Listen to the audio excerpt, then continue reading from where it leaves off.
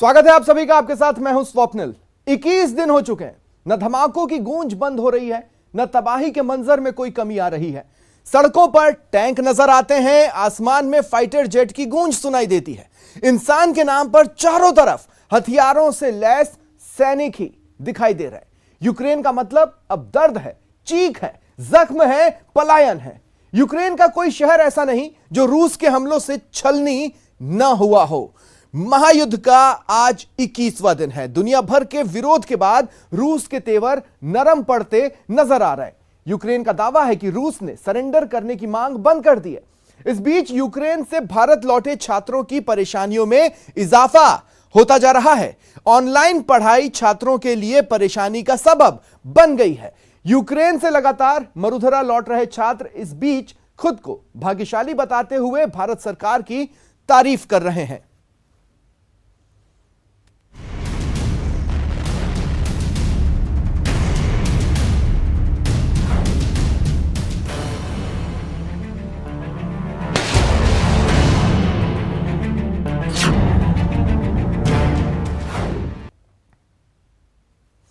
और बड़ी खबर सुन लीजिए, रूस यूक्रेन के बीच जारी युद्ध के बीच बड़ी खबर।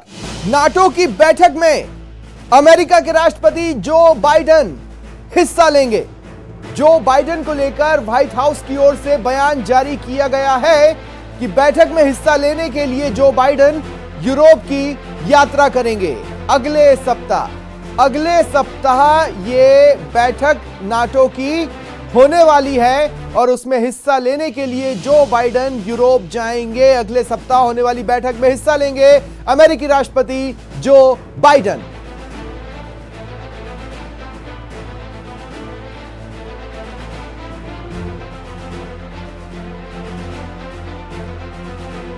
पुख्ता खबर है, एजम्पशन नहीं है। व्हाइट हाउस ने बयान जारी कर इसकी पुष्टि कर दी है। व्हाइट हाउस ने ही दरअसल यह बताया है कि इस रूस यूक्रेन के युद्ध के बीच जो नाटो की बैठक होने वाली है उसमें अमेरिकी राष्ट्रपति जो बाइडेन हिस्सा लेने वाले हैं।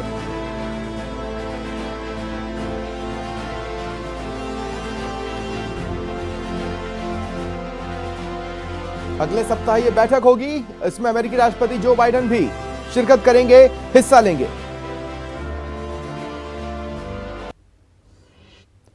इधर यूक्रेन से देश लौटे डूंगरपुर के 250 से ज्यादा मेडिकल छात्रों की ऑनलाइन पढ़ाई शुरू हो गई है, जिससे छात्रों को कई तरह की परेशानियां आ रही हैं। यूक्रेन से लौटी छात्रा ने बताया कि मेडिकल की पढ़ाई ऑनलाइन मुश्किल है, लिहाजा सरकार को वैकल्पिक व्यवस्था करनी चाहिए। I am second year student and हम यूक्रेन से वापस इंडिया आ गए थे क्योंकि वहाँ पे वॉर चल रहा था। तो अभी हमारी स्टडीज़ स्टार्ट हो गई है, बट ऑनलाइन स्टडीज़ स्टार्ट हो रही है। सो मेडिकल में इट्स वेरी डिफ़िकल्ट कि आप ऑनलाइन पढ़ाई करो, क्योंकि ना प्रैक्टिस हो रही है ना कुछ हो रहा है।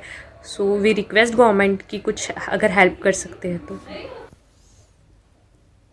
यूक्रेन से ऑपरेशन गंगा के तहत सुरक्षित वतन वापसी करने वाले स्टूडेंट्स की ऑनलाइन क्लासेस शुरू हो गई है।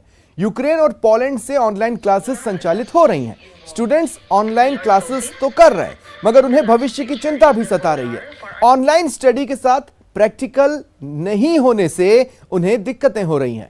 झुंझुनू के ढेवा का बास के अर्जुन की 14 मार्च से ऑनलाइन क्लास शुरू हुई। अर्जुन बताते हैं कि MBBS स्टूडेंट्स के लिए थ्योरी के साथ साथ प्रैक्टिकल भी जरूरी है और इसके लिए भारत सरकार को यूक्रेन से लौटे स्टूडेंट्स के लिए वैकल्पिक व्यवस्था करनी चाहिए। The lower entry threshold is unrestricted.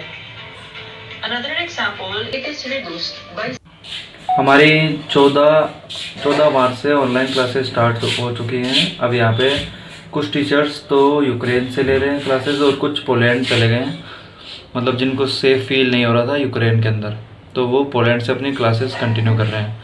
लेकिन ऑनलाइन के अंदर मतलब MBBS की डिग्री के लिए सिर्फ थ्योरी ज़रूरी नहीं होता, प्रैक्टिकल भी ज़रूरी होता है। इसलिए हम ऑनलाइन में ज़्यादा कुछ सीख नहीं सकते। इसलिए मेरी भारत सरकार से ये निवेदन है कि